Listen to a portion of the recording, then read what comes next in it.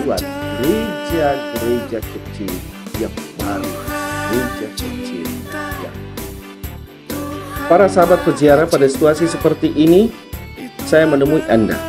Gereja kita sedang ditutup, kita tidak bisa berdoa, kita tidak bisa bernyanyi bersama di dalam gereja, kita tidak bisa merayakan Ekaristi bersama. Pertanyaan saya adalah, ketika gereja ditutup, kemanakah domba-domba pergi? Oleh sebab itu saya mengajak para sahabat peziarah dan saudara sekalian untuk melihat dan merefleksikan situasi ini dalam kacamata iman kita. Diterima atau tidak diterima, berkenan atau tidak berkenan, satu kenyataan bahwa gereja kita sudah ditutup demi memutus rantai penyebaran corona ini. Dengan demikian, akan berpengaruh secara langsung pada aktivitas kegiatan hidup menggereja kita secara fisik. Kita tidak bisa bertemu, kita tidak bisa berdekatan, tidak bisa bersalaman, tidak bisa berkumpul.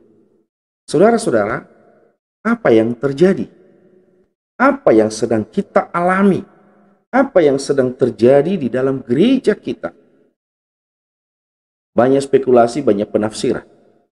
Tetapi satu hal yang mau saya katakan, ketika gereja ini ditutup, domba-domba tetap ada. Di mana mereka? Disinilah menariknya dan perlu kita refleksikan. Ketika gereja ditutup, di manakah domba-domba itu berkumpul? Di manakah domba-domba itu bersekutu? Bagaimana dan apa yang mereka lakukan? Setelah mengamati 2 bulan lebih, apa yang terjadi dalam dinamika gereja kita, dalam hidup menggereja kita harus akui bahwa semangat kebersamaan kita itu sedikit berkurang karena kita tidak bisa bertemu secara langsung. Tetapi yang hebat menurut saya, yang luar biasa yang terjadi saat ini adalah tanpa kita sadari, kita sedang diformat. Kita sedang memasuki yang disebut dengan formasi Kristiani. Apa yang saya maksud adalah, ketika gereja ditutup dan tidak berkumpul bersama di dalam satu gedung secara bersama-sama, tetapi orang-orang Kristiani ini tetap berkumpul tetapi dalam jumlah kecil di dalam keluarga. Ketika mereka berkumpul di dalam keluarga, saat itu sedang berdiri gereja-gereja kecil di tengah-tengah masyarakat. Gereja yang hidup, gereja yang antusias, gereja yang rindu akan Allah, dan gereja yang bersekutu. Di rumah tangga, di dalam keluarga-keluarga Kristiani, setiap hari Minggu, mereka berkumpul bersama, ada ayah, ada ibu, ada anak-anaknya, bahkan ada tambahan anggota keluarga yang lain, tentu saja dalam jumlah kecil, tetapi mereka di sana merasakan kebersamaan yang luar biasa sebagai warga gereja kecil. Dan tanpa kita sadari 2 bulan bahkan 3 bulan sekarang, itu sudah terbentuk pola hidup orang Kristiani. Berkumpul bersama, berdoa bersama. Ketika berkumpul dan berdoa bersama seperti model gereja zaman para rasul, model gereja perdana. Berkumpul, berdoa bersama, dan membagi-bagikan roti. Tentu saja saat ini kita belum bisa mendapatkan atau membagi-bagikan roti dalam perayaan Ekaristi itu. Tetapi kita dibantu dengan live streaming sehingga kita ada yang disebut dengan menerima komuni batin. Dalam batin kita ikut serta. Itu yang pertama. Jadi keluarga-keluarga Kristiani sedang memformat dirinya menjadi gereja-gereja kecil di mana-mana. Dan itu kabar gembiranya, dan itu kabar yang membuat saya bangga karena gereja kecil sedang bertebaran di rumah tangga keluarga Kristiani. Yang kedua, tanpa kita sadari, kita didorong dan kita dipaksa, sama seperti ketika Yesus menyampaikan kepada murid-muridnya, saatku telah tiba. Ketika Yesus memberitahukan bahwa sebentar lagi dia akan mengalami penderitaan, dia akan dicobai, dia akan disesah, dia akan disiksa, dia akan disalibkan. Dia memberitahu kepada muridnya, saatku telah tiba. Para sahabat peziarah dan saudara sekalian, saat ini rasanya Yesus juga sedang berbicara kepada kita, saatku telah tiba. Apa artinya? Saatnya telah tiba, kita ikut dalam salib Kristus, dalam penderitaan Kristus.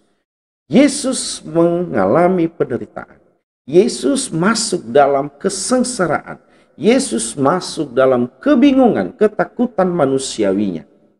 Tetapi relasi hubungan dengan Bapa tidak terputus, tidak terhalangi.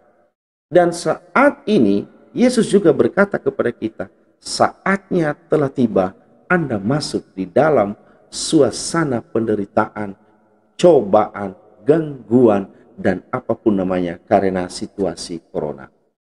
Apa artinya dalam hidup kita? Apa artinya dalam hidup menggereja kita saat ini? Saudara-saudara, cobaan kita yang paling hebat saat ini adalah bagaimana mempertahankan, bagaimana kita tetap setia dalam perjalanan salib ini, dalam cobaan ini, dalam gangguan yang ditimbulkan oleh corona ini. Kita tetap setia, kita tetap taat, kita tetap hormat, kita tetap berelasi dengan Allah. Semangat membangun relasi dengan Allah di tengah percobaan dan cobaan yang berat ini, saudara-saudara, sahabat peziarah, saya yakin ini yang menjadi pemicu dan mendorong kita untuk bertumbuh. Saya membayangkan di dalam keluarga ada banyak cara, ada kreativitas yang muncul untuk menumbuhkan kerinduan bertemu dengan Allah ini secara spesifik dan situasional di dalam keluarga. Saya menemukan dan saya melihat itu di tengah-tengah umat saat ini, di mana mereka mencari jalan. Hal-hal yang sederhana yang saya perhatikan adalah setiap keluarga sekarang, hampir setiap rumah memiliki yang disebut dengan meja kecil atau katakan saja altar kecil, ya, dibuat sedemikian rupa, ada salibnya, ada lilinnya, ada benda-benda rohani lain yang menggambarkan pusat dari pertemuan mereka. Jadi ketika mereka berada di tempat itu dan ada di hadapan mereka simbol-simbol seperti itu, suasananya berbeda sekali. Ada yang saya lihat, saudara-saudara, di beberapa keluarga-keluarga Kristiani, mereka memunculkan bakat, kemampuan-kemampuan alamiah mereka untuk memeriahkan liturgi, dalam tanda petik, liturgi di dalam rumah. Ada yang menyumbangkan suaranya yang indah, ada yang menciptakan lagu khusus untuk mengekspresikan perasaannya, untuk menanggapi situasi yang dia hadapi. Ada beberapa keluarga yang sharing bagaimana pertumbuhannya, bagaimana menghadapi kesulitan-kesulitan selama masa pandemi corona ini, dan bagaimana dia mempertahankan imannya. Ini adalah cara-cara baru, cara-cara yang khusus yang muncul di dalam diri umat Kristiani saat ini. Nah, keinginan untuk berkembang, keinginan untuk bertumbuh, kerinduan untuk mengalami Allah secara real dalam situasi ini, saya pikir dan saya yakin saudara-saudara, Anda telah tiba saatnya untuk memenuhinya. Kita tidak tergantung terlalu banyak kepada orang lain dalam hal ini, dalam arti pemimpin ibadat, pemimpin gereja, dan lain sebagainya. Kita tidak tergantung terlalu banyak dalam arti kita bisa melakukan banyak hal yang muncul dari dalam diri kita sendiri.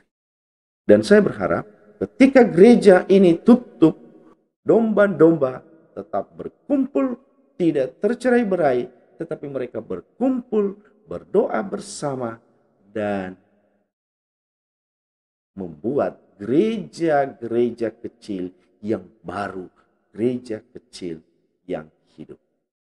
Saya berdoa untuk Anda dan kita berdoa untuk gereja kita.